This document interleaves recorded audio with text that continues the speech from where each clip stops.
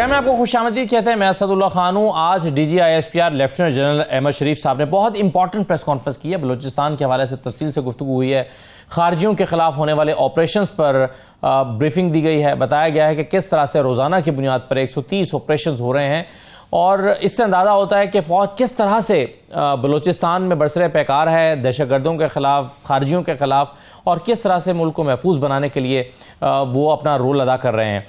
इस बलूचिस्तान की सूरत हाल के हवाले से के अलावा जनरल फैज़ हमीद के हवाले से बात हुई है। तफसील से इमरान खान का भी जिक्र आया कि इमरान खान जो है वो उनको क्या फ़ौजी तहवील में लिया जा सकता है, उसको भी उन्होंने रिस्पॉन्ड किया है। फैज़ हमीद साहब पर जो इल्ज़ामात हैं और उनके खिलाफ जो प्रोसीडिंग्स हो रही हैं उस पर भी तफसील से बात हुई है। तो आज की जो प्रेस कॉन्फ्रेंस है ये कई हवालों से बड़ी इंपॉर्टेंट है।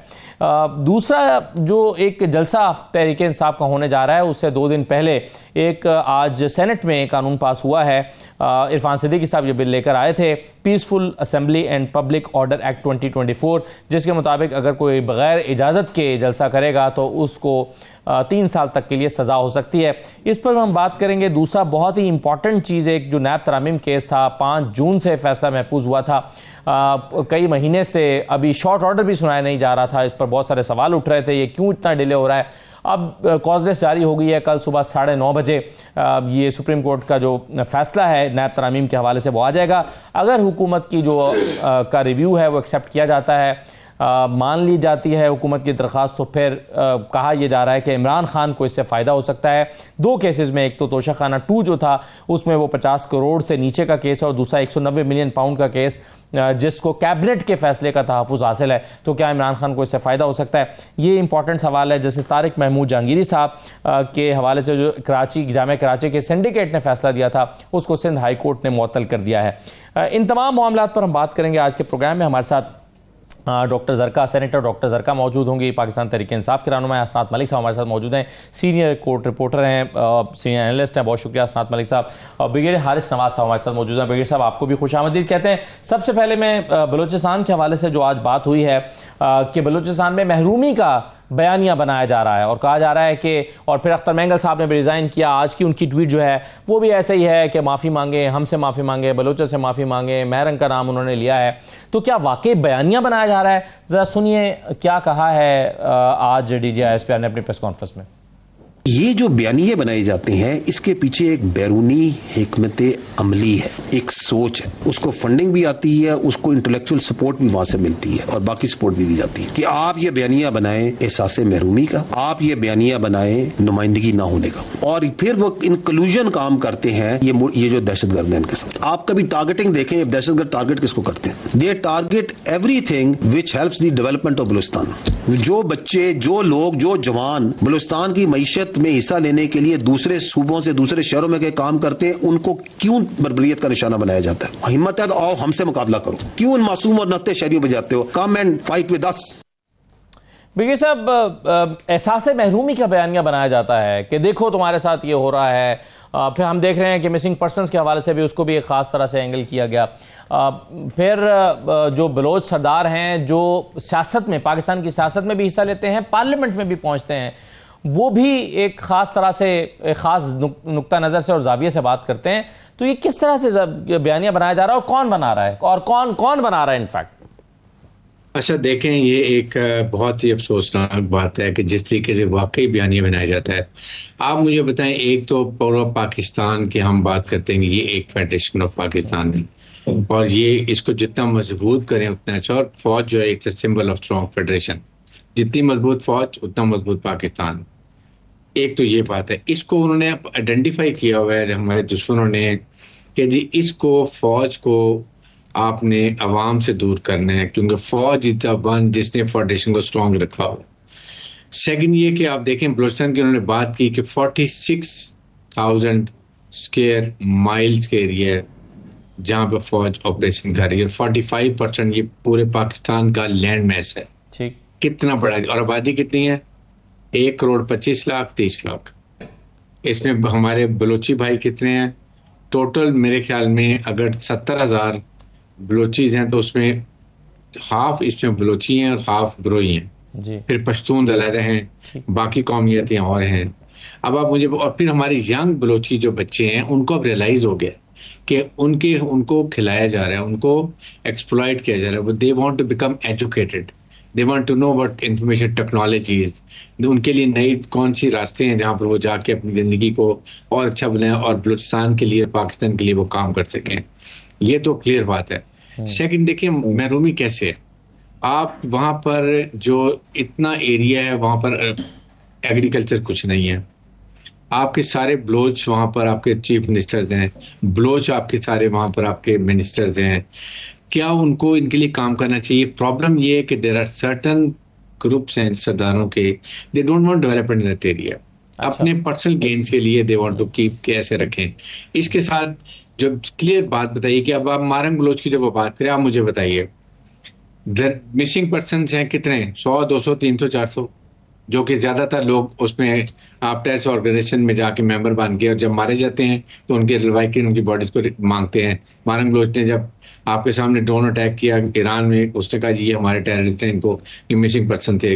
गवादर पोर्ट अथॉरिटी में वहां भी उसकी बहन आगे जी ये हमारे भाई हैं। देखिए इन चीजों को हमें समझना चाहिए, लेकिन बलोच अवाम की ये पार्टियों की जिम्मेदारी है कि फेडरल गवर्नमेंट जाए बलूचिस्तान में, सही इनके अच्छे लोग जाएं जिनके गुड कम्युनिकेशन है, जाके बलोच नेशनल लीडर जो है उनसे मुज़ाकरात करें, उनके तहफ़्फ़ुज़ात सुने, उनके जो ग्रीवेंसेस हैं उनको देखें, फिर उसको रीड्रेस करने की प्लानिंग वापस आए, फेडरल गवर्नमेंट से लें approval, please go and do it. और बाकिरदार लोगों को सही है मॉनिटरिंग जो मसाइल हैं उसको हल करने की कोशिश करें। बिल्कुल सही, बिल्कुल सही वकील साहब। लेकिन अभी जैसे हम बात कर रहे हैं कि डॉक्टर साहबा हम कह रहे हैं कि महरूमी का बयानिया बनाया जाता है और हम ये देख रहे हैं कि ऐसा होता भी है, लेकिन जो लोग ऐसा करते हैं, अब ये अख्तर मेंगल साहब की आज की ट्वीट अगर हम देख लें तो उसमें कम व बेश वो यही बात कर रहे हैं, लेकिन फिर आप लोग भी उनको मनाने के लिए जाते हैं कि नहीं आप पार्लियामेंट में रहें, फिर जो हुकूमत है वो भी उनको मनाने के लिए जाती है कि नहीं आप पार्लियामेंट में रहें, तो फिर एहसास महरूमी का बयानिया बनाने वाला जो कि मुल्क को नुकसान पहुँचा रहा है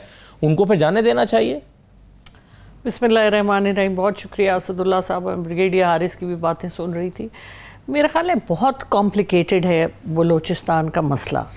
ठीक है, सरदारों के वेस्टेड इंटरेस्ट हैं और लेकिन इसको ज़रा थोड़ी डिटेल में देखने की बात ज़रूरत है। एक तो बलूचिस्तान एक्सेसिबल नहीं है। मैं जब भी, मुझे 3.5 साल हो गए सेनेट में आए हुए, मैं हर बार कहती हूँ मैंने बलूचिस्तान जाना है। हमारे चेयरमैन बलूचिस्तान के थे, आपको पता है, चीफ अपने जो थे चीफ मिनिस्टर जो हैं इस वक्त वो हम में से थे। तो और पिछले साल तो मतलब 3 आपके बड़े ओहदे पाकिस्तान के थे जो बलोच जिस पे थे। अभी चीफ जस्टिस ऑफ पाकिस्तान जो हैं वो भी बलूचिस्तान से हैं और केयर टेकर प्राइम मिनिस्टर भी हमारे बलूचिस्तान से थे, अनवारुल हक काकड़ साहब। और ये एक लंबी फहरिस्त है और सेनेट में तो वैसे ही 25% जो है वो बलूचिस्तान है, लेकिन कोई ले जाना नहीं चाहता, कोई मानता नहीं है लेके जाने को। अभी अगर मैं पेशावर जाना चाहूँ तो मैं इस तरह चली जाऊंगी, कराची में जाना चाहूँ मैं इस तरह चली जाऊंगी।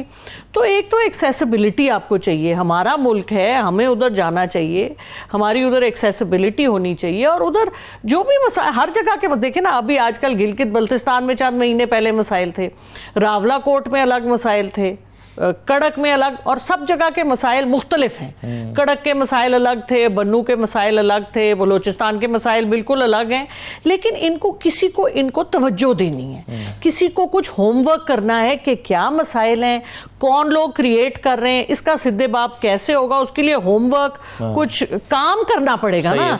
बयानों से और बयानिए बनाने से तो काम हल नहीं होगा। लेकिन ये वैसे इंपॉर्टेंट चीज है कि हसन साहब जब chief justice of Pakistan Balochistan से हों तो आपके ख्याल में बलूचिस्तान के लोग इस बात पर कितना इसके प्राइड लेते होंगे कि चीफ जस्टिस ऑफ पाकिस्तान हमारे जो है वो बलूचिस्तान से हैं, और उनका एहसास महरूमी इससे कितना खत्म होता होगा, और फिर चीफ जस्टिस ऑफ पाकिस्तान जो है वो कितना कंट्रीब्यूट कर सकते हैं एज चीफ जस्टिस बलूचिस्तान के लिए?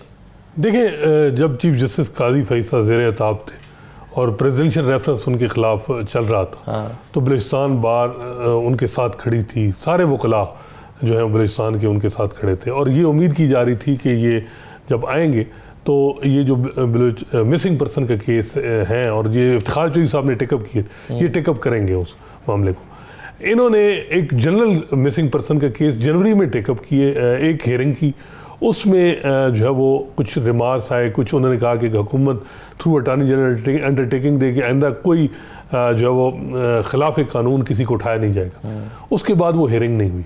जनवरी अब तो सितंबर हो गया, उसके बाद हालांकि अब छुट्टियां भी नहीं की, चीफ जस्टिस काजी फैसला ने मौजूद थे। मेरा ख्याल है कि चीफ जस्टिस काजी फैसा को रोल प्ले करना चाहिए था। वो क्योंकि इस वक्त जो मौजूदा हुकूमत है उनका भी बड़ा ट्रस्ट है, फिर उनका तल्लक भी बलूचिस्तान से है। वो एक किस्म का इशू रिजॉल्व ना होता तो कम से कम वहाँ एक डिबेट, एक बात हो जाती, उनकी बात सुन ली जाती।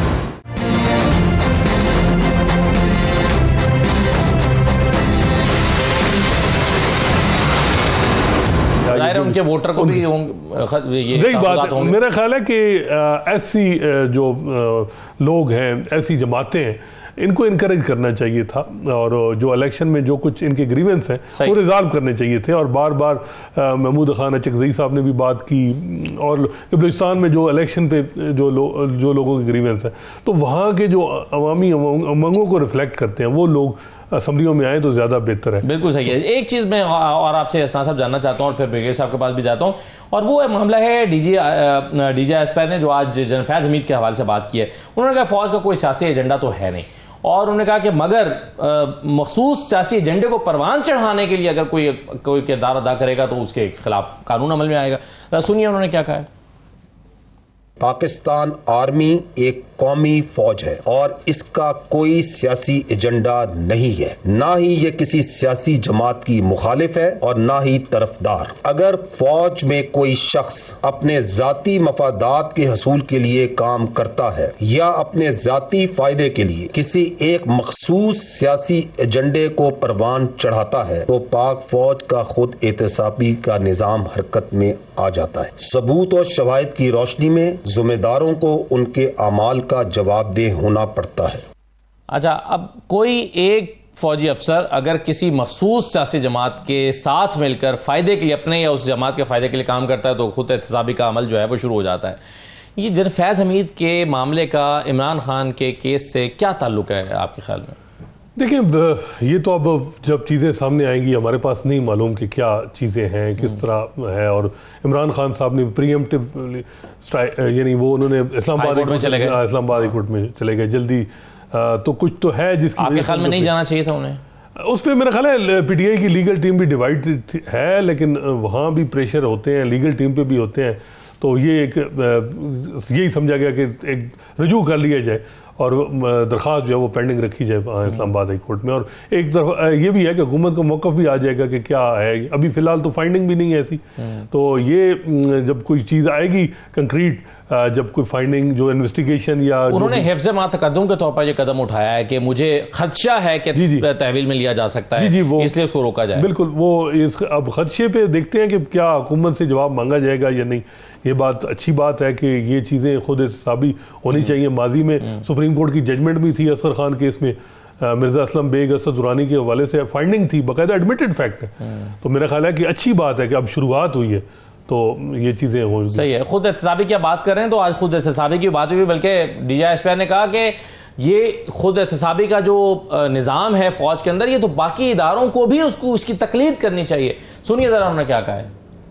मुतल्लिका अफसरान को कानून के तहत हकूक हासिल होंगे, जैसा कि अपना मर्जी का वकील करने और अपील का हक वगैरह वगैरह। Lieutenant general retired Faiz Hamid case इस बात का मुंह बोलता सबूत है कि पाक फौज जाती और सियासी मफादात के लिए की गई खिलाफ वर्जियों को किस कदर संजीदगी से लेती है। इस तरह की बिला तफरीक खुद एहतसाबी बाकी इदारों को भी तरगीब देती है। जी ब्रिगेड साहब, एक तो चलें खुद एहतसाबी का निज़ाम है, उस पर पहले भी बात हुई और आज भी बात हुई, लेकिन साथ ही साथ जो यानी टॉप सिटी के अलावा आज प्रेस कॉन्फ्रेंस से अंदाज़ा हुआ है कि वो कहते हैं कि अगर कोई शख्स अपने ज़ाती फ़ायदे के लिए किसी मखसूस सियासी जमात के एजेंडे के साथ मिलकर चले तो खुद एहतसाबी का अमल शुरू होगा। ये क्या कनेक्शन आप देख रहे हैं? और इसमें अगर यानी जाहिर है फौज अपने अफसरान के खिलाफ तो कार्रवाई करती है, लेकिन वो अगर कोई सियासी जमात हो तो उस सियासी जमात के खिलाफ भी कार्रवाई होगी? देखिए असद, ये एक बड़ा इंपॉर्टेंट इशू उन्होंने रेज किया। आप ये देखें कि फौज में 2 4 स्टार्स हैं, 33 स्टार्स हैं और 187 के करीब मेरे ख्याल में दे आर 2 स्टार्स और 5.5 लाख फौज है। आपने कभी देखा इनको डिसिप्लिन खिलाफ वर्जी करते हुए? आपने कभी इनमें यूनिफॉर्म ऑफिसर्स को या ट्रूप्स को देखा कि सोशल मीडिया पे वो जाके कुछ कर रहे हो, या आपने किसी को देखा कि टीवी पे आके वो बैठ के बात कर रहे हो? सवाई डीजीएसपी के व्हेन ही इज रिक्वायर्ड वो ऑफिशियली आते हैं, अपना काम करते हैं। ऑन द कॉन्ट्ररी आप ये देखें कि कितने ब्यूरोक्रेट्स क्या कोई गलतियां करती हैं, कितने स्कैंडल होते हैं, क्या किसी को सजा मिली? ये बात की जाती है कि फौज में कड़ा खुद-इत्साबी का अमल है, जबकि यहाँ पर वो उनको गारंटी होती है आपने 60 साल पूरे करने हैं, 62 साल पूरे करने हैं, आपकी इंक्वायरी होगी, 1 साल होगी, अगले फिर आप एक अच्छी सेंट्रल डिपार्टमेंट बैठे होंगे। ये आपको मुल्क को ठीक करने की जरूरत है। लाइक बाय जुडिशरी, आपके सामने जहांगीर साहब का केस देख लें, इससे पहले देख लें क्या डिसीजन आते हैं, कैसे जजेस के फेवर में डिसीजन आते हैं, अपने को बिल्कुल क्लीन कर लेते हैं। ये अमल करें जुडिशरी में भी और उसके बाद ब्यूरोक्रेसी में भी। This is very very important thing, जिसके लिए जब तक हम अपने देखें एक हुकूमत को चलाने के लिए क्या चीजें चाहिए। Best of governance it starts from prime minister of Pakistan. Number 2 total merit, कि आपने ब्यूरोक्रेट्स को, आपने हर एक को मेरिट पे लगाना है according to his professional efficiency and proficiency. उसके बाद जीरो टॉलरेंस फॉर करप्शन, अगर करप्शन होगी तो जीरो, तो देन रूथलेस अकाउंटेबिलिटी, चारों का फुकदान है। फौज आपके सामने पहाड़ों में बैठी है, बर्फ की उस पहाड़ियों में बैठी है, डेजर्ट जहाँ पिघल जाते हैं गर्मी से बैठे हैं, कश्मीर में बैठे हैं। शहादत 187 हमारे ऑफिसर शहीद हुए हैं ये पिछले 8-9 महीने के अंदर। किसी ने कहा मैं नहीं ऑपरेशन में जाऊंगा, किसी ने कहा मैं ये नहीं करूंगा। आपने किसी को क्रिप करते सुना? कोई फौज को मुझे बता दीजिए। This speaks how our army is rated one of the best army in the world. आपकी एयरफोर्स में मुझे बताइए कैसे ऑपरेट करते हैं। नेवल जाके एक महीना समुद्र में रहते हैं, कभी कोई बात नहीं होती, कभी उन्होंने कोई की है बात की है। ये चीजें हमें CGI पे बार बार कह रहे हैं, चीफ आर्मी स्टाफ ने बार बार कोर कमांड काउंसिल में बात की आसिम मुनीर ने कि कड़ा एहतसाब, it is not only meant for military, it is meant for everyone. And likewise जो ये आदमी फौज में रह के भी अपने जाती मफाद में अपने पॉलिटिकल गेन करने के लिए इस्तेमाल करता है, वो इस्तेमाल होता है। और वो सही है, लेकिन उसमें इंपॉर्टेंट क्वेश्चन ये ना बगैर साहब के अगर कोई अफसर जो है वो अपने जाती फायदे के लिए इस तरह से एक सियासी डंडे को टोक कर रहा है तो उसके खिलाफ तो कार्रवाई होगी। लेकिन डॉक्टर साहब अब जो मेरा सवाल था कि क्या इमरान खान साहब ने अब इस्लामाबाद हाईकोर्ट से रजू किया, आज सवाल भी हुआ, वैसे मैं आपको सुना देता हूं, पहले चले आपकी तरफ आने से पहले कि DGI-ISPR से पूछा गया कि क्या इमरान खान को फौजी तहवील में लिया जा सकता है, तो उन्होंने क्या जवाब दिया, जरा सुनिए। तो जैसे जैसे कोर्ट मार्शल की प्रोसीडिंग आगे बढ़ रही है, जो तहरीक इंसाफ के रहनुमा हैं वो इन खदशात का इजहार कर रहे हैं कि जो बानी PTI हैं उनको फौजी तहवील में लिया जा सकता है या उनके खिलाफ भी फौजी जो मिलिट्री एक्ट है उसके तहत कार्रवाई हो सकती है। इस पर क्या कहेंगे? मैंने आपको पहले अर्ज किया कि एक सबजुडिस मैटर है और आपका सवाल हाइपोथेटिकल भी है, लेकिन मैं आपको ये जरूर कहूंगा कि फौजी कानून के मुताबिक कोई भी शख्स अगर किसी फर्द को या अफराद को जो आर्मी एक्ट के ताबे हों उनको अपने ज़ाती या सियासी मकासद के लिए इस्तेमाल करे और उसके सबूत और शवाहिद मौजूद हों तो कानून अपना रास्ता खुद बना लेगा। कोई शख्स ऐसे शख्स को डॉक्टर साहबा जो आर्मी एक्ट के में पाबंद हो उसको अपने फायदे के लिए इस्तेमाल करे, यानी कोई सियासी जमात अगर कर ले तो फिर कानून के दायरे में वो आएगा। देखिए जी, इस किस्म की अगर बात होनी है, खाली जनरल फैज तो नहीं आएंगे ना। जनरल फैज तो ISI को लीड कर रहे थे, लेकिन वो ऑर्डर्स तो कहीं से ले रहे थे और ये तो बड़ी लंबी कहानी है जनरल फैज साहब की। तो ये थोड़ा ट्रांसपेरेंटली सबको पता चलना चाहिए क्या डिटेल्स हैं, क्योंकि अगर आप इस किस्म की बात कर रहे हैं, आप सिविलियंस को आर्मी कोर्ट्स में अगर ट्रायल की बात करें, जिसको कि कहीं भी जहां रूल ऑफ लॉ होता है वहां ये नहीं होता, और आप सिविलियंस को सिविलियन कोर्ट्स में ही ट्राई करते हैं। हमारी सुप्रीम कोर्ट ने भी यही कहा है और ये पहले भी बात हो चुकी है। तो बहरहाल, लेकिन जहां तक एहतसाब की बात है, मैं इनसे 400% एग्री करती हूँ कि एहतसाब हर डिपार्टमेंट में होना चाहिए। और हमारे यहाँ जो टोपी ड्रामा नैब का होता है और एहतसाब ब्यूरोज का होता है, ये भी ख़त्म होना चाहिए। तो एहतसाब होना चाहिए, लेकिन टारगेटिंग नहीं होनी चाहिए कि इमरान खान के खिलाफ अगर हैं वक्ती तौर पे तो इमरान खान और इमरान खान की पार्टी टारगेट हो, तो ज़्यादती है। और ये जो एक सियासी जमात आती है और वो दूसरे सियासी जमात को टारगेट करती है, खा वो हमारी जमात ने अपने दौरे हुकूमत में नून लीग को किया था तो वो भी गलत था, मगर इसका एहसास और ये भी गलत आज हो रहा है ना, उस वक्त नहीं हुआ। हाँ जी बिल्कुल। तो लेकिन आज पहला दिन है आपके बाकी के फ्यूचर का, मुस्तकबिल का पहला दिन आज है। तो आज आप कोई अगर चीफ ऑफ आर्मी स्टाफ इतनी सोच के साथ वो एक कोई ऐसा कदम ले रहे हैं, क्योंकि उनको नजर आ रहा है कि पाकिस्तान इस वक्त एक बहुत इंतशार से गुजर रहा है और अवाम जो कह रही है, अवाम को लगता है कि कोई सुन नहीं रहा उसकी बात, और एक अशराफिया है जो पाकिस्तान को लेके चल रहा है अपने फायदे के लिए।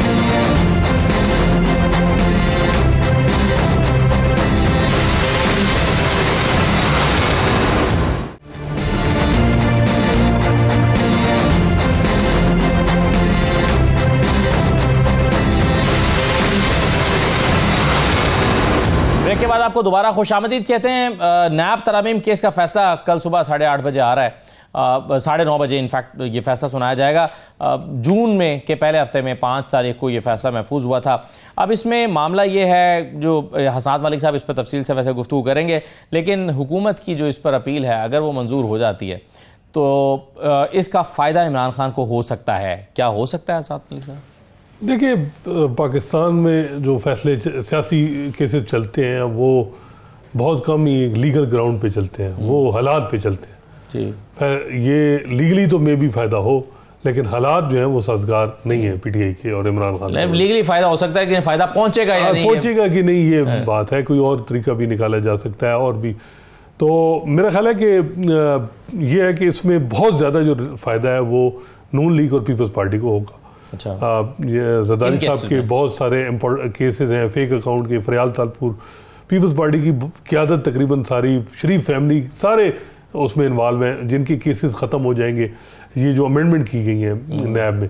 क्योंकि ये कुछ अमेंडमेंट शुरू में की गई, फिर उसके बाद पीपल्स पार्टी ने रिजर्वेशन थी उनके, फिर उसके बाद कुछ की गई, और तीसरी अमेंडमेंट जो है वो की गई जिनमें रिमांड बढ़ा के फिर जो जिसका नुकसान पीटीआई को हो रहा है, और कुछ रिजर्वेशन थी, लेकिन वो ये 3 किस्म की अमेंडमेंट है। तो अब देखते हैं, मेरा ख्याल है कि ये कहा जाएगा कि पार्लियामेंट के पास इख्तियार है कि वो कानून बना सकता है, और जस्टिस कादी फैसला तो एक ही बात करते हैं कि पार्लियामेंट सुप्रीम है, वो कानून हर किस्म का बना सकती है। तो अब देखते हैं कि कल का जो फैसला रिटर्न है उसमें, और फिर क्या किसी जज का एडिशनल नोट भी आएगा, खासकर जज सतर मिनल्ला, वो अमूमन हाई प्रोफाइल केसेस में एडिशनल नोट लिखते हैं, वो बड़ा इंपॉर्टेंट होता है और ज़्यादा उस पर बहस मुबासा होता है। अब वो क्या आप कर रहे हैं, क्योंकि यानी आपकी जो नज़र है वो इजाफी नोट के ऊपर है। देखिए, कारी साहब का भी नोट जो मेन फैसला है वो भी इम्पोर्टेंट होगा। देखते हैं इसमें, क्योंकि इमरान खान साहब खुद वीडियो लिंक के जरिए पेश हुए थे और उसमें उन्होंने कहा था कि अगरचे मुझे इससे फायदा होगा, लेकिन मैं चाहता हूं कि ये तामीम नहीं हो। तो उनका हर फैसला, एक एक वर्ड जो है वो देखा जाता है कि उसका क्या मैनी है, उसका मतलब क्या है। तो इस वजह से मेरा ख्याल है कि ये, तो आप ही कह रहे हैं कि बेसिकली पीएमएलएन और पीपल्स पार्टी की लीडरशिप तो इसकी बेनिफिशियरी होगी, बिल्कुल ज्यादा बेनिफिशियरी होगी, लेकिन ये जो तोशाखाना का केस है Imran Khan, 190 million pound, 190 million pound, ये एक हद तक कि जी अगर काबीना का फैसला है तो वो उसमें इम्यूनिटी हासिल हो सकता है, लेकिन कोई ना कोई हल और भी उसका निकल आ सकता है, या देखते हैं। क्योंकि ये फैसला अब कल इमरान खान साहब ने बात की, और आज ये है कि क्योंकि इतला ये थी कि फैसला लिखा जा चुका है, जजेस अवेलेबल नहीं है, साइन नहीं हुई, तो अब जो है वो डिसाइड हुआ है कि कल अनाउंस हो जाएगा। सही, देखते हैं अब। तो डॉक्टर साहब, बावजूद इसके केस इमरान खान को 2 केसेस में फायदा हो सकता है, खासतौर पर 190 मिलियन पाउंड केस में, और इमरान खान का तो खुद ये ख्याल रहा है कि ये फैसला आज तक इसलिए नहीं सुनाया जा रहा कि मुझे इस केस में सजा हो जाए तो उसके बाद ये फैसला सुनाया जाए, उनको ये लगता था। लेकिन अब बहरहाल अभी 190 मिलियन पाउंड का फैसला नहीं हुआ और ये पहले फैसला आ रहा है, तो इसमें उन्हें बावजूद इसके कि फायदा हो सकता है, इमरान खान का नुक्ता नजर यह है कि फिर भी ये तरमीम जो है वो नहीं होनी चाहिए।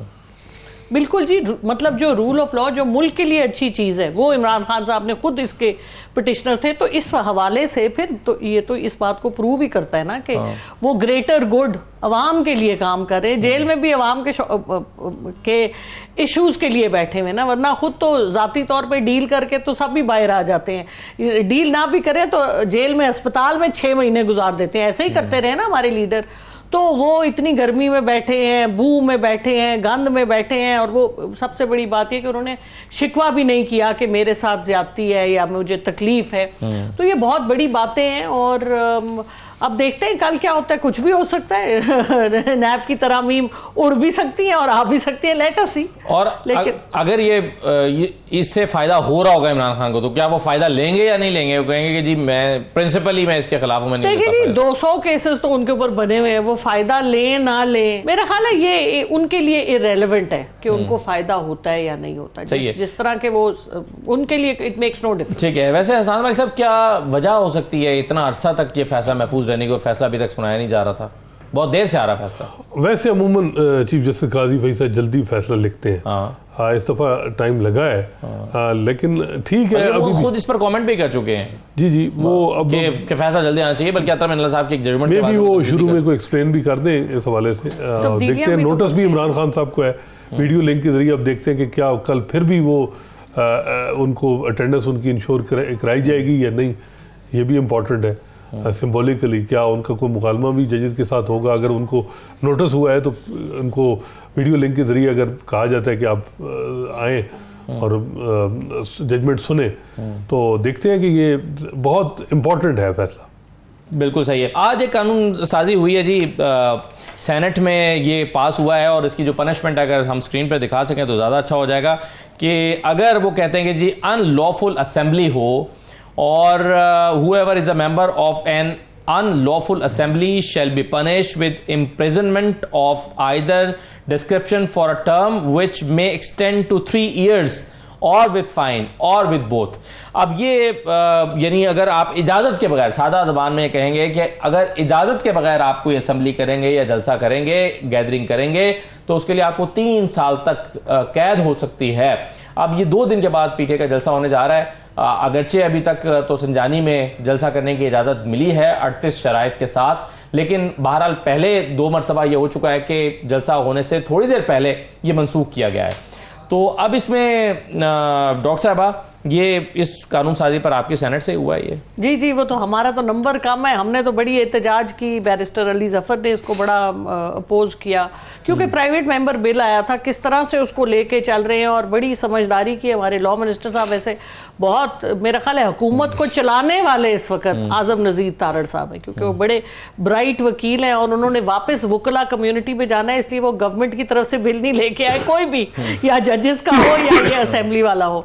तो दोनों बिल जो है वो प्राइवेट मेंबर बिल्स थे। एक तो दाना साहब का प्राइवेट मेंबर बिल भी आया था, वो भी हमारे साथ मौजूद है। मैं जरा उनसे उनके पास भी पहले चले जाता हूं, दाना साहब को शामिल कर लेते हैं। दाना साहब, पहले तो इस कानून साजी पर बात कर लें, फिर मैं नैब तरमीम वाले केस पे बात करता हूं। ये बताइए कि जो 3 साल तक की सजा एक बगैर इजाजत जलसा करने की, बगैर इजाजत जलसा तो हर सियासी जमात कर चुकी है, करती है। यहाँ भी पिछले दिनों आपकी टीम जाकर मुज़ाकरात भी करती रही है जमात इस्लामी से।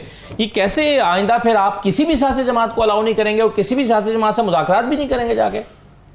देखिए, मैं before I answer your question, I want you to imagine, और एक आप तस्वीर ड्रॉ करें, और वो तस्वीर उस चीज की कि आपका मुल्क जहाँ खड़ा हुआ है, आपका मुल्क जिन हालात में है, कि एक बिजनेसमैन आता है, एक बिजनेस कम्युनिटी आती है पाकिस्तान में, they come stay at a hotel called Serena, उसके इर्द गिर्द आपके कंटेनर्स लगे हुए हैं, वो रेड जोन बैन हुआ है, आपका जो इन्वेस्टर है उसको आपने सरीना होटल के अंदर कैद दे दिया है, और आप उसके बाद कहते हैं कि आप पाकिस्तान जो हमारा मुल्क है इसमें आप इन्वेस्टमेंट करें, और इन्वेस्टमेंट करें आप ऐसे मुल्क में जहां आप बाहर नहीं निकल सकते। मुझे आप एक बात बताएं कि if you were sentenced to jail the same way in any other country और एनी अदर प्लेस, तो क्या आप ऐसे मुल्क में या ऐसी जगह में इन्वेस्टमेंट करते? कभी भी नहीं। देखिए, मैं I am privy to a few things myself, because I will support this bill in the National Assembly as well tomorrow, and मैं इसको I will take up to it because it is also one of my brainchild, where I think कि अभी एक recently business delegation आया, they came to and I have the letter as well, they came to Serena Hotel, यहाँ आए, वो investment करने आ रहे थे किसी प्राइवेटाइजेशन की किसी बिजनेस में, और जब वो पहुंचे तो बाहर कंटेनर्स लगने शुरू हो गए। जब कंटेनर्स लगने शुरू हो गए तो उन्होंने ये फैसला किया कि Pakistan is not the right place for investment, and they flew back to Karachi and the next day back to the country they came from. क्यों? क्योंकि अगर आपकी इस तरह अनसर्टेनिटी होगी, आपकी इस तरह इन चीज़ों को ख़राब करेंगे, तो आपके मुल्क में कोई बिजनेस नहीं करेगा। वैसे साहब अभी एक साल पहले की दानिया साहब अभी एक साल पहले की बात है, उमर अता बंदयाल साहब के सामने केस लगा हुआ था इंतखाबात के हवाले से, और वो फैसला सुनाने वाले थे। पहले वो फैसला दे भी चुके थे कि जी इंतखाबात 90 दिन के अंदर होने चाहिए। और मुझे याद है कि शाराए दस्तूर पर पीडीएम की जमातें, खासतौर पर मौलाना फजल रहमान साहब की पार्टी भी थी, पीएमएलएन के बहुत बड़ी तादाद में लोग आए थे, वहां पर पीएमएलएन की लीडरशिप ने खिताब किया था, और यही सरीना चौक जिसका आप जिक्र कर रहे हैं उसका गेट फलांग के वो वहां पर जाके इकट्ठे हुए और सुप्रीम कोर्ट की इमारत के सामने खड़े होकर उन्होंने बगैर इजाजत वहां पर एक अपनी प्रोटेस्ट किया और जलसा किया शाराए दस्तूर के ऊपर। तो फिर ये किसी को भी इजाजत नहीं होगी बशमूल हुकूमत और हुकूमती जमातों के? देखिए, उस जिस आप इवेंट की बात करें उसमें मैं भी शामिल था, मैंने भी तकरीर की, मेरे हल्के से लोग थे क्योंकि मैं पिंडी से हूँ, तो हमारी बहुत ज्यादा पार्टिसिपेशन थी। ये चीज जो है, ये लॉ है, ये सबके लिए। हम ये नहीं कह रहे कि आप एहतजाज ना करो, लेकिन आप एहतजाज करो एक ऐसे पॉइंट पे जो आपकी जहाँ कम से कम 3-4 किलोमीटर बाहर हो। अगर आप सील करो तो आपके डिप्लोमेट्स डिस्टर्ब ना हो, अगर आप सील करो तो आप मुझे बात की आपके जो लोकल क्रिकेट प्लेयर्स आए हुए हैं आप उनको डिस्टर्ब ना करो, आपकी जो लोकल कम्युनिटी है वो डिस्टर्ब ना हो।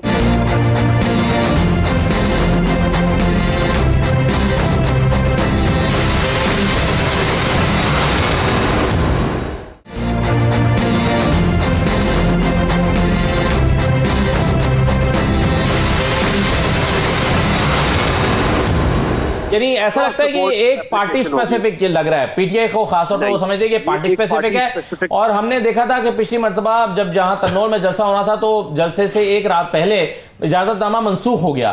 तो फिर तो अगर आप पूरी तैयारियां हैं, कारकुन घरों से निकल चुके हैं, मकाम पर पहुंचने वाले हैं, आप उसका इजाजतनामा मनसूख करके उनको 3-3 साल के लिए कैद कर दें, तो ये भी तो कोई सियासी रिवायात नहीं होंगी ना।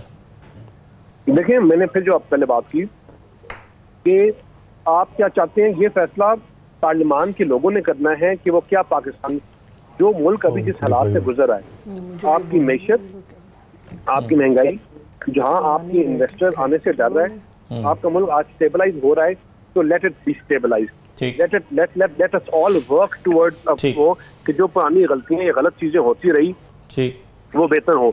लेकिन आप सरीना जैसे होटल, मैरियट जैसे होटल में जब आप इन्वेस्टर्स को बुला के आप जेल कर देंगे तो मुझे बताएं कौन बंदा इन्वेस्टमेंट करेगा, कौन पाकिस्तान में पैसे लेके आएगा? बिल्कुल सही। कि उनको एयरपोर्ट ये इंपॉर्टेंट पॉइंट है, 10 चौकियों में आप उनको उतरवाएंगे। बिल्कुल सही। और ये मजहबी जमातें जो आगे फैजाबाद बैठ जाती हैं, और ये भी फिर नहीं, सब पे अप्लाई होगा, ये आप पे भी अप्लाई होगा, मेरी जमात। चलिए, बिल्कुल ठीक है। इसका चलें इस पर उनको एक पॉइंट, ये जो आपका पॉइंट है इन्वेस्टमेंट का, मिनिस्टर साहब, इसका तो चलिए मैं भी मौका लेता हूं, लेकिन एक सवाल आपसे और करता हूं, फिर मैं आगे बढ़ता हूं, और वो नैब तरमीम के हवाले से है। हुकूमत की दरखास्त अगर मान ली जाती है तो इसका फायदा इमरान खान को भी होगा 190 मिलियन पाउंड केस में, आप इसके लिए तैयार हैं?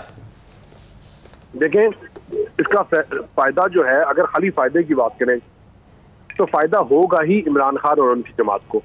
हमने तो 2.5 साल 3-3 साल जेलें काट के यहाँ बैठे हैं। हमारी जमात का कोई ऐसा लीडर नहीं है जो 2 साल 2.5 साल 3 साल जेल ना काट के रहता हो। इसके बाद तो कुछ और सजा रहती नहीं है। लेकिन इसके बावजूद हमने ये अमेंडमेंट, ये चीजें इसलिए लाना चाहते हैं, ये तरमीम, कि आपका जो मुल्क है इसका जो कारोबारी स्ट्रक्चर है, जिसमें बिजनेसमैन है, जो इसमें इन्वेस्टर्स हैं, वो अपने आप को कंफर्टेबल फील करें। यहाँ 302 के केस में, कत्ल के मुकदमे में 14 दिन का रिमांड है, और आपकी जो तरमीम है वो आपको ये अलाउ करेंगी उन बिजनेसमैन जो पाकिस्तान में हाथ डालने से डरते हैं या डर रहे हैं कि वो आराम से बिजनेस अपॉर्चुनिटीज को अवेल कर सकें या कारोबार कर सकें और पीस ऑफ माइंड हो। कोई बंदा उस मुल्क में इन्वेस्टमेंट नहीं करेगा जहां पीस ऑफ माइंड नहीं होगा। आप उसको बेशक सोने की चम्मच से शायद पिलाएं या जिस तरह मर्जी करें, जब तक उसको अश्योरिटी, उसको अपनी प्रोटेक्शन, उनको ये नहीं होगा अपने सरमाए का तहफ़्फ़ुज़। बिल्कुल ठीक है, बिल्कुल सही है, ये बात बिल्कुल ठीक है। अब ये जो मगर जी कोई भी इन्वेस्टर नहीं आएगा, बिल्कुल ठीक है। हसनात मलिक साहब, अब ये जो अभी एक पीसफुल असेंबली और के हवाले से, यानी इसका टाइटल है basically peaceful assembly and public order act 2024, ये क्या आइन से मुतसादिम कानून है? क्योंकि कुछ लोगों का नुक्ता नज़र ये है कि आइन के जो आर्टिकल 16-17 हैं वो आपको अलाउ करते हैं, बुनियादी बेसिक फंडामेंटल राइट्स हैं, और ये उसके खिलाफ कानून साजी हो रही है। नहीं, मेरा ख्याल है कि जहां हम हर बात पे हुकूमत को क्रिटिसाइज करते हैं बहुत सी चीज़ों, ये बात ठीक है जो कुछ हम इस्लामाबाद में देखते रहे 10 साल में, कि यहाँ सिर्फ एक सियासी जमात नहीं है, कोई एक प्रेशर ग्रुप कई हम देखते हैं कि वो जाके कॉन्स्टिट्यूशन एवेन्यू बंद कर देते हैं, डी चौक बंद रहता है जी, फिर आप जो इस्लामाबाद के हालात रहते हैं, तो कम से कम कोई ना कोई रेगुलेट होना चाहिए। अगर कोई किसी के साथ ज्यादती होगी तो अदालतें मौजूद हैं, हाई कोर्ट में जाएं, उसको चैलेंज किया जा सकता है। एनओसी अभी भी तो पीटीआई ने हाई कोर्ट में से रजू किया है, तो मेरा ख्याल है कहीं ना कहीं तो रेगुलेट स्ट्रीट ठीक है। जो सियासत है वो पार्लियामेंट में भी होनी चाहिए, लेकिन यह कि इसको इस तरह नहीं होना चाहिए कि किसी पार्टी को अटैक करने के वाले। तो मेरा ख्याल है कि पीटीआई से हट के भी जो हम देख रहे हैं कि आजकल जो हुकूमत रिफॉर्म ला रही है, जहाँ तक हम देखते हैं कि जी कोई ताजर जो है वो उन्होंने हड़ताल शुरू कर दी और वहाँ पहुँच गए डी चौक में, या कोई और किसी एक डिपार्टमेंट यूटिलिटी स्टोर्स बंद होने पर या ब्लू एरिया में ये जो मामलात है, ये पीटीआई की भी अगर हुकूमत आएगी तो उनको भी फेस करने पड़ेंगे। तो कहीं ना कहीं तो हमें ये चीज, आप क्या कह रहे हैं कि अगर कोई यूटिलिटी स्टोर है मसलन या पीडब्ल्यूडी है, उसके मुलाजमीन अगर एहतजाज करना चाहते हैं, नहीं, लेकिन तो वो कहें कि आप इजाजत दें, हम अगर जो है वो अपने राइट्स के लिए डी चौक में, या चले डी चौक तो एक ब्लू एरिया उसके पास हो जाता है ना, रेड जोन के पास, हम ब्लू एरिया या किसी और शाहरा पर आना चाहते हैं, तो जाहिर है गवर्नमेंट अलाउ नहीं करेगी, तो एहतजाज फिर कैसे होगा? देखिए, एहतजाज जो मेरा ख्याल है कि कहीं भी हो सकता है, लेकिन जो ये रास्ते बंद करना ये मुनासिब नहीं है। और यहाँ हम देखते हैं कि लोगों की जिंदगियां जो है वो जीरन हो जाती हैं। अभी फैजाबाद बंद था तो क्या, और ये मेरा ख्याल है कि पीटीआई से ज्यादा और जो प्रेशर ग्रुप्स हैं उनको हवाले से भी बड़ा जरूरी है कि मुल्क में अब थोड़ा बहुत जो है वो इस तरफ आना चाहिए। और भी तो रिफॉर्म अगर कल इनकी हुकूमत पीटीआई की आएगी तो इनको भी इस किस्म की परेशानियां आ सकती हैं। तो यहाँ जहाँ तक बात है कि एक जमात को अगर इस तरह का मामला आएगा तो अदालतें खुली हैं, अदालतों में जा सकता है। फिर ये कमेटी में बिल गालबन रेफर हो गया तो वहाँ ये अपनी इनपुट दे सकते हैं, इसको रैशनलाइज किया जा सकता है। लेकिन कुछ ना कुछ करने की जरूरत है। फैजाबाद धरना की जजमेंट है काजी फैसल साहब की, उन्होंने भी कहा था कि इसको रेगुलेट करना चाहिए। अब जिस तरह फैजाबाद उस वक्त टीएलपी ने वो पूरा इंटरचेंज बंद किया, 2 हफ्ते तक जो है कोई वकील जो है वो वहाँ रावलपिंडी से इस्लामाबाद नहीं आ सकता, ये भी तो मुनासिब नहीं है ना। कोई ना कोई तो रेगुलाइज करना चाहिए। ये पार्टी स्पेसिफिक नहीं है। डॉक्टर साहब आप क्यों परेशान है? मैं तो बिल्कुल परेशान इसलिए हूँ कि ये इतनी इमरजेंसी में 8 तारीख को जलसा है और आज 5 तारीख है और कुछ हो जाए प्राइवेट आपको आज तो आपको इजाजत तो मिल गई है ना जलसा करने की आज? वो तो अभी पता चल जाएगा ना 8 तारीख आप ज़हनी तौर पे तैयार हैं कि कैंसिल हो सकता है? नहीं, हम बिल्कुल नहीं चाहते कि, लेकिन इनका कोई पता तो नहीं है ना। बहरहाल जी, हम तो देखें रूल ऑफ लॉ के साथ हैं, हम कहते हैं जो चीज हो, लेकिन जिस तरह से ये इस बिल को लेके आए हैं, मेरे भी प्राइवेट मेंबर बिल पड़े हुए, महीने साल गुजर जाता है, वो आते नहीं है। तो ये प्राइवेट ये जो इन्होंने खेल खेला ना, जरा उस पर बहुत ज्यादा तशवीश है, वरना इसमें कोई। लेकिन और जो इन्होंने 3 साल, अब आप मुझे बता देना, जिन लोगों को सड़कों पे लोग लेके आए हुए थे, अब कौन का यूटिलिटी स्टोर वालों को कौन लेके आया था? एक दिन के अंदर पूरे पाकिस्तान से 12,000 उनके एम्प्लॉई थे, वो आ गए। नहीं तो जब उनको लगेगा उनके घर के चूल्हे बंद हो रहे हैं तो वो आ ही जाएंगे ना, उनको कौन लेकर आएगा? लेकिन इसमें तो कोई दो राय नहीं है कि आपकी स्पेसिफाइड जगह होनी चाहिए जहां आप करें, एहतजाज करें, और ये एब्सोल्युटली ठीक है। लेकिन इसकी क्या जल्दी क्या है कि 5 तारीख को हो जाए, कल 6 है, कल नेशनल असेंबली भी पास कर दे और 8 से पहले ये हो जाए और कोई लोगों को पकड़ ना ले। क्योंकि देखें ना, खान साहब ने 22 तारीख का भी जलसा इसीलिए डिले किया था कि कहीं ये ना हो कि दोबारा से 9 मई बनाया जाए, इसी वजह से। और वो भी इनके ऊपर बहुत भारी गुजर रहा है कि आपके ऊपर भी वैसे बहुत भारी गुजरा था वो पीटीआई वो जलसा मंसूख करना पीटीआई की क्या आदत है, बहुत भारी नहीं, लेकिन इन पे बहुत भारी गुजर रहा है कि कैसे खान साहब मान गए नेशनल इंटरेस्ट में, और खान साहब को तभी इजाजत मिल गई थी क्योंकि रऊफ हसन साहब यही कह रहे हैं। तो उसकी बहुत परेशानी है इस वक्त। मेरा ख्याल है वो इतना परेशान नहीं है जितना पीटीआई की क्यादत परेशान हुई थी तनकीद पे कि ये क्या हो रहा है। डॉक्टर साहब आपको इतराज नहीं होना चाहिए कि बहुत लेट हो चुकी है पहले ही कौम। देखिए जी, कौम अपना हिसाब और सारा कुछ एनालाइज खुद करती है। दानियाल साहब और मैं जो कहें वो एक और चीज है, कौम देखती है और कौम खुद अपना, और कौम ने 8 फरवरी को इसीलिए डिसीजन दे दिया था। तो कौम को अब आप कुछ मतलब हम उसको गुमराह नहीं कर सकते। अब कौम अब फैक्ट्स एंड फिगर्स को खुद देख के, और उसी के लिए तो ये इंटरनेट के ऊपर इतना जुल्म कर रहे हैं। तो ठीक है, करें अपना काम करें, हम इनके साथ हैं, लेकिन कौम को आप अब धूल नहीं झोंक सकते। अज़ान साहब कैसे देख रहे हैं जैसे तारिक महमूद जहांगीर साहब वाले डिग्री के मामले को? 30 साल पहले ये डिग्री जारी हुई थी, आज सिंडिकेट कह रही है जामिया कराची की ये डिग्री जो है वो ठीक नहीं है। तो ये मामला क्या वाकई सुप्रीम जुडिशियल काउंसिल का बनता है? बिल्कुल, ये सुप्रीम जुडिशियल काउंसिल का मामला है और मेरा ख्याल है कि ये इस मामले की सेंसिटिविटी को नहीं देखा जा रहा। इसमें ओवरऑल जजेस जो 120 के करीब सुपीरियर जुडिशरी में अनसर्टेनिटी है कि ये क्या होने जा रहा है, और ये हुकूमत को अगर इसमें कोई रोल है भी तो बड़ा केयरफुली करना चाहिए कि एक बड़ा इंपॉर्टेंट इंस्टीट्यूशन है, उसके साथ अगर आप एक तरफ चाह रहे हैं कि चीज़ें ठीक हों और इकानमी, तो एक तरफ कन्फ्रंटेशन अगर जुडिशरी के साथ होगी तो उसका अच्छा मैसेज दे, और बल्कि हुकूमत के लिए नुकसान होगा। तो मेरा ख्याल है कि अब ये इंटरम आर्डर हुआ है और ये 3 हफ्ते बाद केस टेकअप होगा। असल चीज़ है टाइमिंग, और अगर justice Mansoor Ali Shah chief justice of Pakistan बनते हैं चीज़ें तब्दील होंगी। अगर चीफ जस्टिस काजी फैसला कंटिन्यू रहते हैं, जुडिशल पैकेज आता है, फिर ये बैरिस्टर दानियाल साहब ज्यादा बता सकते हैं। दानियाल साहब से अगले प्रोग्राम में पूछते हैं क्योंकि वक्त खत्म हो गया। बहुत शुक्रिया बहरहाल तमाम मेहमानों का प्रोग्राम में शिरकत करने के लिए। इजाज़त दीजिए, अल्लाह हाफिज़।